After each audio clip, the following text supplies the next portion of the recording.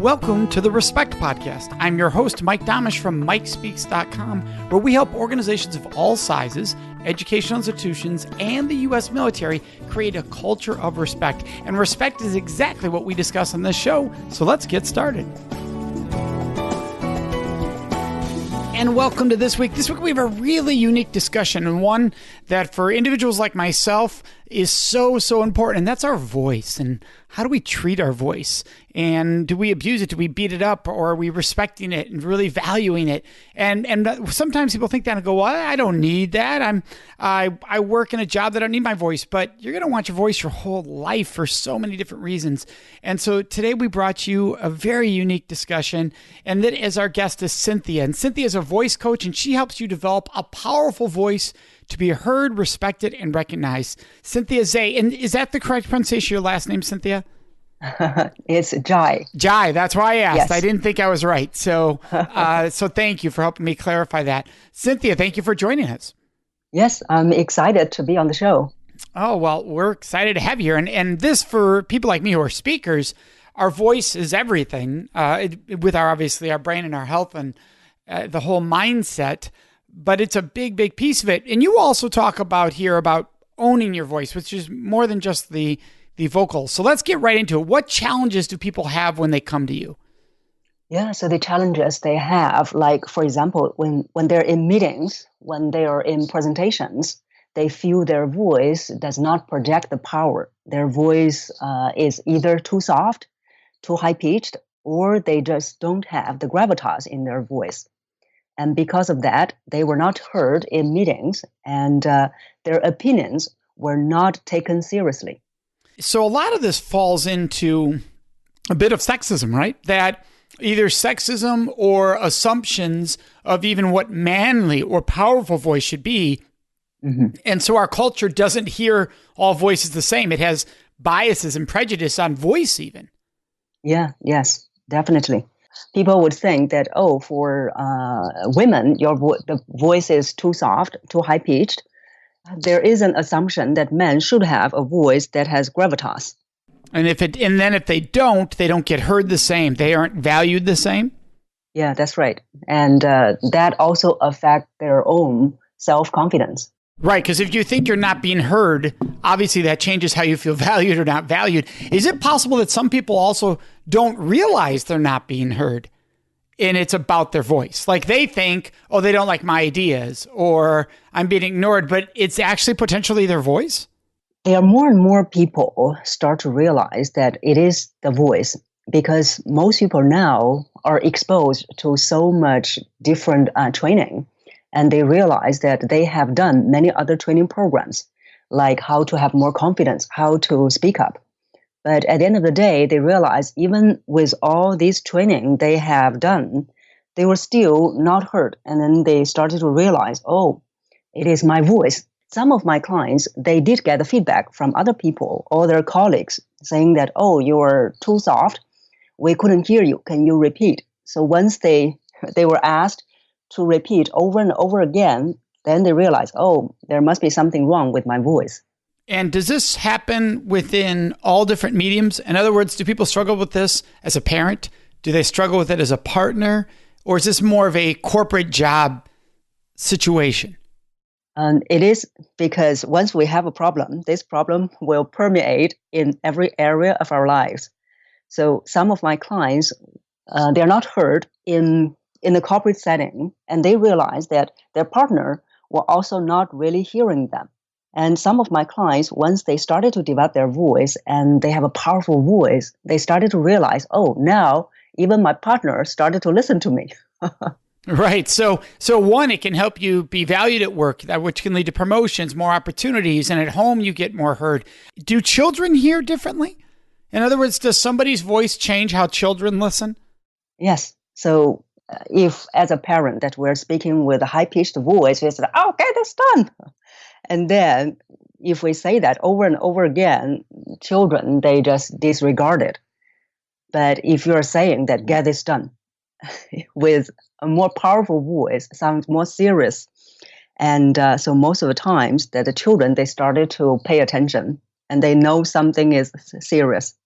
Yeah, so it's across all ages. And is it something that, and I don't know if you know this or not, is this a DNA thing? Is this in our nature, or is this something that we've created culturally? In other words, if we took an infant and they weren't exposed to a culture where the male voice was considered more dominant, would they be impacted the same? Is this nature versus nurture, as far as, is this the way we've raised people to only hear this certain kinds of voices respectfully and with authority? Or has it been shown that no, that in the animal kingdom it's true too, that it's more of a DNA thing? Yeah, I would say it's more of a DNA thing because voice is vibration. So vibration sends out this vibrational frequency. Everything is vibration, and our body resonates with a better frequency, which is usually that the voice is on a deeper range. Okay, and so the deeper range vibrates stronger, therefore it's heard more naturally? Heard more naturally, and also we think that that is related with authority, with trustworthiness. And so because of that, I have some friends that have higher pitched voices, and they're open about this. They talk about this, and they're professional speakers. I could see somebody saying, wait, I'm not going to change that would be inauthentic to have a different voice than who I am off the stage. How would you answer that? When we develop the voice, we are developing an even more authentic self. And when we are developing the voice, we're not changing who you are. We are actually helping you become the better version of yourself, because there is much potential in the voice that is not tapped. So when you tap into that potential, it's just like we tap into any other areas of potential we have. We develop ourselves. We become a better version. I love that, the idea of being a better selves. So how do you do it? What's a technique to help somebody speak up or improve literally their voice, the sound? When I work with my clients, we usually, because in order to work on the voice and tap into the potential, we need to understand first that voice is very physical. When we talk about just now, voice is vibration. This vibration is physical, that we can feel. And for most people, this vibration is not optimized. So we need to work on the body to make it optimized. For example, one of the areas that we are not really using the potential is the breath. So most people, for their entire life, that they are only using 1/3 of their lung capacity. So the other 2/3 is where we are developing. So where are those 2/3? So it's the wrong way of breathing. So for example, if I ask our listeners to take a deep breath, now we assume that they are taking a deep breath. And when they're taking the deep breath, so I would like to have them observe just now when they were taking the deep breath, which part of the body is moving. So most people, when they're doing a deep breathing, they'll be doing, the shoulder would go up, and then the chest will also go up. The stomach goes in. And that means that there's good news and bad news. The bad news is that they're not doing it correctly. The good news is they have potential.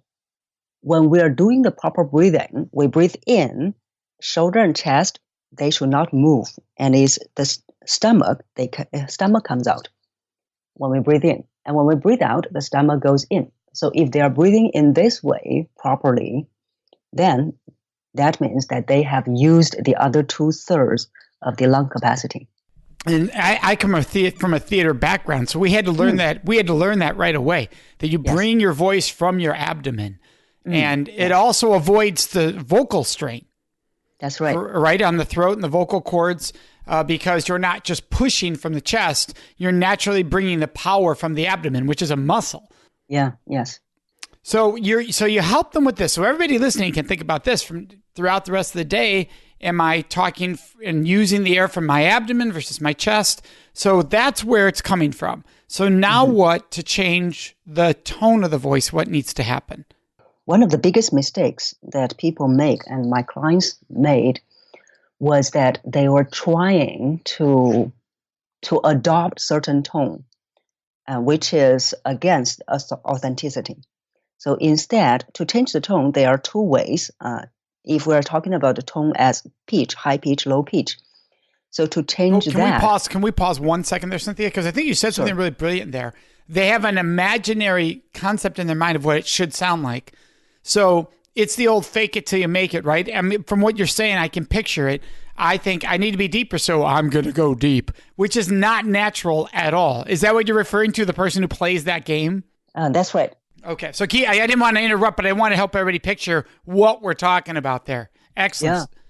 So one of my clients, when he first came to me, he said, in the past, when I want to sound more convincing, I purposely lower my voice so I sound more convincing. So I said, how long did you last? He said 10 to 15 minutes. That's even super long with a fake voice. Yeah. Yes. So I said, wow, that's very long. But that's the wrong way of working on your voice. And the proper way is one we've talked about is the breathing. So once you can breathe properly and also make the proper breathing a habit, and then we are going to help you develop the tone, the pitch. And that is done by developing the resonance, which means more vibration in the body. So when you can develop more vibration in the body, the pitch, the tone will be changed by itself. So is this similar to like singing lessons? Or I've had vocal work done, vocal therapy, because I had a nodule on my vocal cord. Mm-hmm.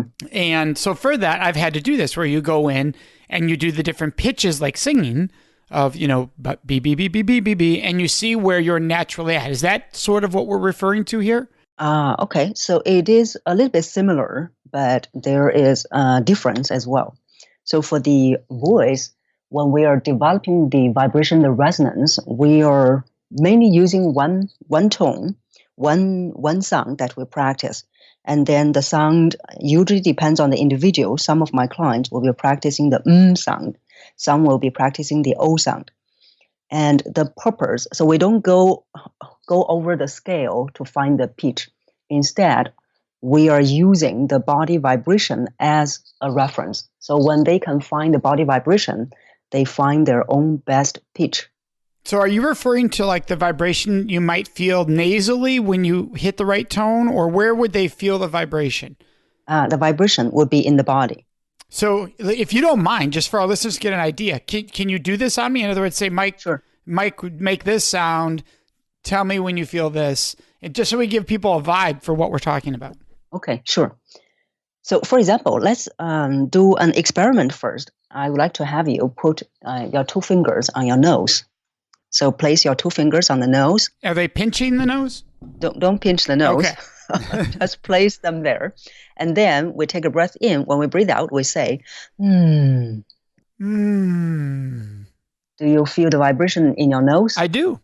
Yes. So I hope all the listeners are doing this at the same time. So I'm not the only, I can see a bunch of you picturing me doing this, but I hope if you're a listener, you're doing that yourself. I had my 2 fingers over the top of my nose is what I did there without pinching. Yes. And I could feel the vibration in the nose. So that's one area of the vibration, the resonance, which is in the nose. So now we want to have the same feeling in the body. What you're going to do is you're going to put your hand on your mid-sternum.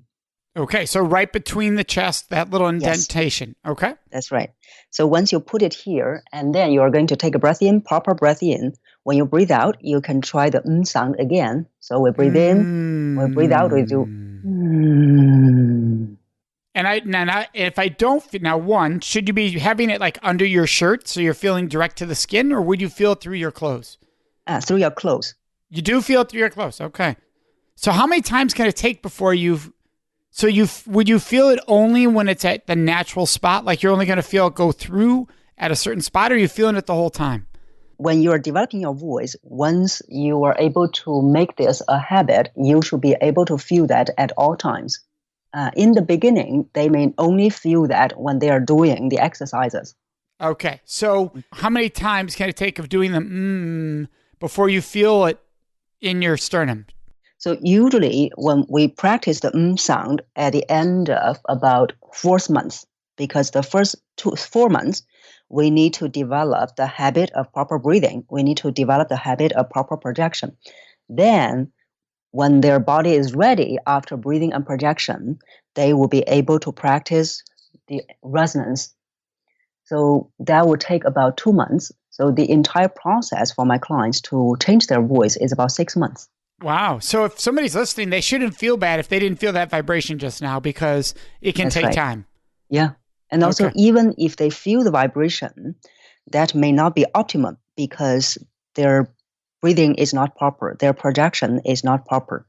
Right. They could be getting an unhealthy vibration in theory, That's right. right? Yes. And so you're talking a 6-month process. Now, once somebody's through that 6 months, is it an ongoing training, a practice that you do every day? Or is it with you for life and you never have to work on it again? Now, I think I know the answer. There's no way it's with you for life because the voice is an instrument. You have to make that instrument, fine tune it constantly. Okay. Actually, there's good news. Oh, good. Okay. Yeah. So the good news is because every step we're doing is to make it a habit. Once it becomes a habit, you will not lose it. So for my clients, usually for 6 months, they can change that, and then that will be with them for the rest of their lives. Wow. So they don't need to practice it again after those 6 months. No. So unless some of my clients, they are not sure, they said, I want to practice a bit longer. They can, and it's not necessary. Wow. Very intriguing. Because I think you always hear in the vocal world that, your vocal cords are an instrument and you have to take care of them. But that's a separate discussion from what you're saying. You're not saying that's not true. You're saying that finding your voice is different than taking care of your vocal cords. There's two very different discussions there. Yes. And on another hand, when we are practicing developing the voice, developing the powerful voice, working on the body through breathing, projection, and resonance, we are reducing the strain on the vocal cords. So once you develop that voice, your vocal cords will be less strained. And when you talk for longer hours, you will not feel you will not feel hoarseness. You will not feel tired on your vocal cords. So that is actually helping you to take care of the vocal cords as well. So are you doing this work in person? Is it virtual over the phone or Zoom meetings? How does that work? So I do that with my clients through both face-to-face and on Zoom. So I have clients all over the world. But it is essential to be able to see, right? Because I noticed right. Both those are either video or live is what you're saying. So you need to be able to see what they're doing. Yes, that's right. And so what are the biggest transformations you see from people by simply discovering their voice in a way that, hits the tones that people hear better? Yeah, so one is the confidence.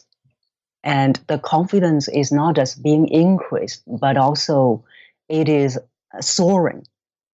I have seen my clients when they are developing their own best voice, and the moment they are practicing, they say, I feel good. I don't know why.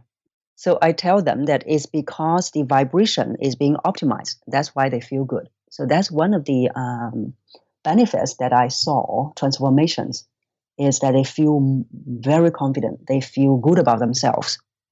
And then the other one is there was a client, she was based in Silicon Valley. And then she was so confident that she started to apply a higher position in her company. And after 3 rounds of interviews, she got that position, which was the same position as her boss. Well, that's wonderful. Well, and a lot of people, when they say they're afraid to speak publicly, what they're really referring to is just a lack of confidence in either their own voice or the topic. Because I tell people all the time, look, if you're an expert on something, it's easy to sit down next to your friend and tell them all about it. And speaking is doing the same thing. So either you lack the confidence of your expertise, or you lack the confidence of your ability to speak. You think you're not going to be heard. And this is hitting on all those points. Mm-hmm. I mean, it does not the expertise, but it hits on the concept of gaining confidence in myself and in my voice and being heard. Mm-hmm. Yes. What are some of the stories you've seen? So those were 2 examples of the Silicon Valley and the other example. What you've also worked with people at corporate levels at all different facets. Like from what I saw in your bio and all, you've worked with shows. It's called USA Discover Your Talent Show. So tell us a little bit about that. So that was to help people. That show is about helping people discover their talent, all kinds of talent.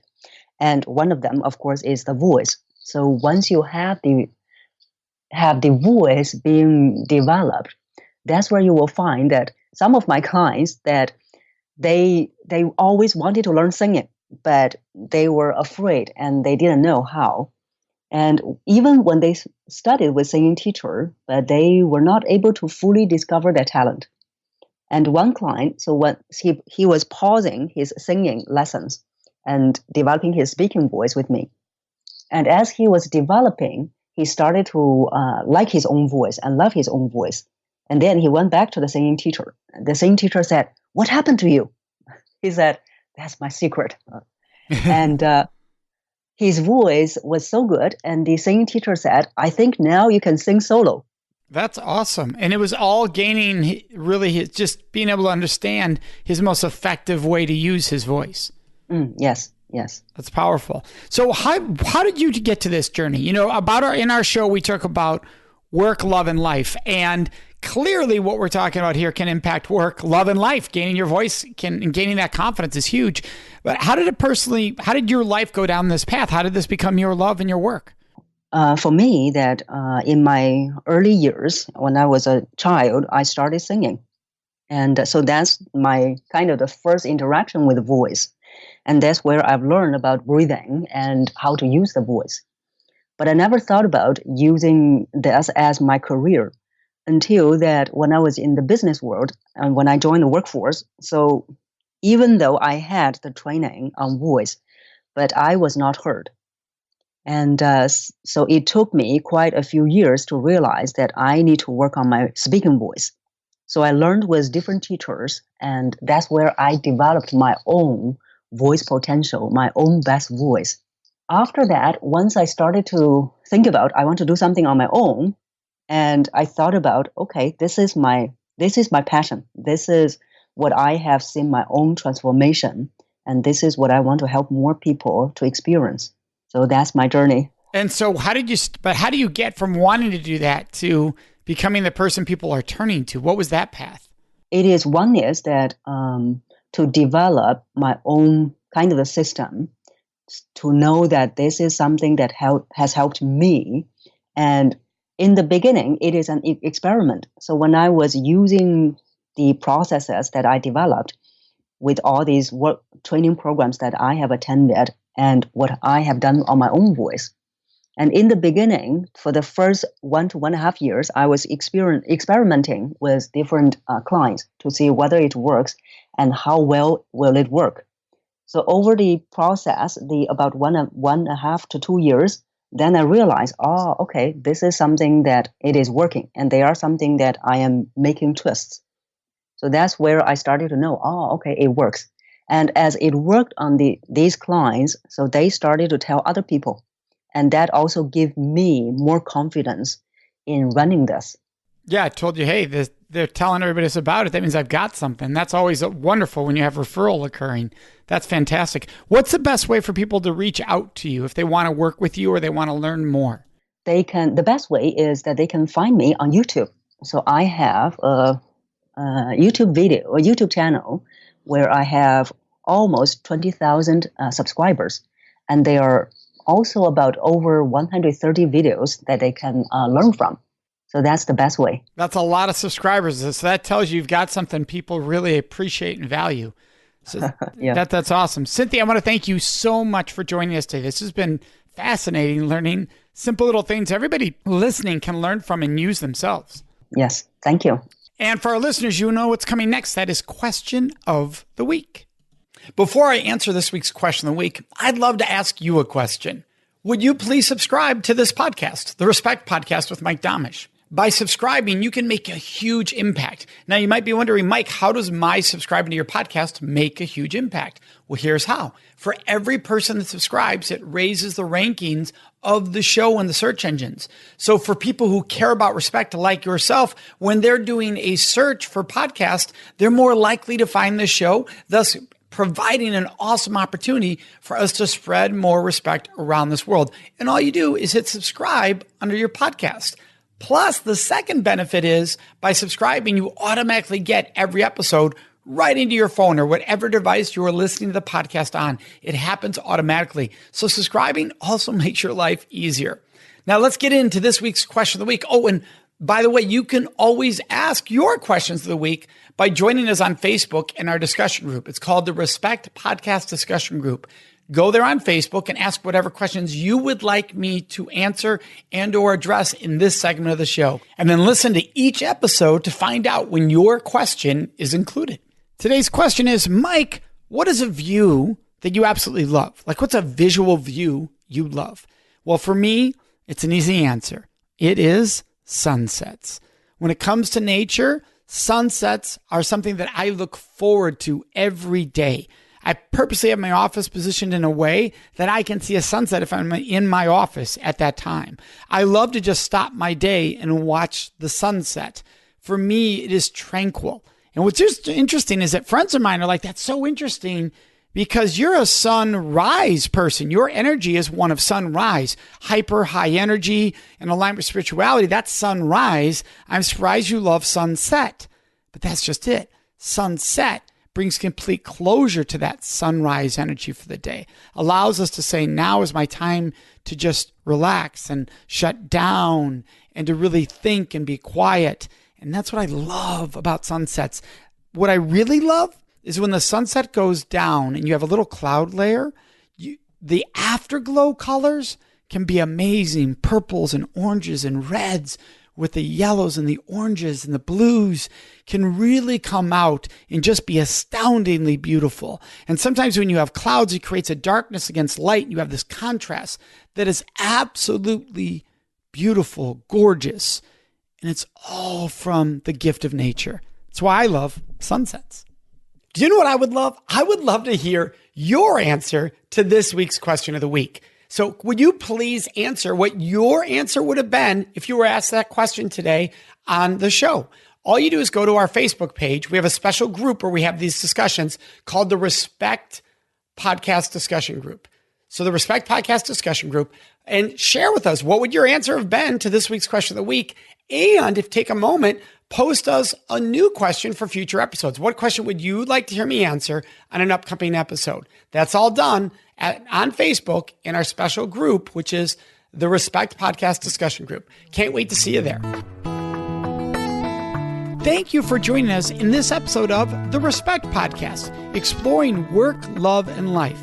And this episode, like every episode, is brought to you by our organization, the Center for Respect, which you can find at centerforrespect.com. And of course, you can find me, your host, Mike Domitrz, at mikespeaks.com.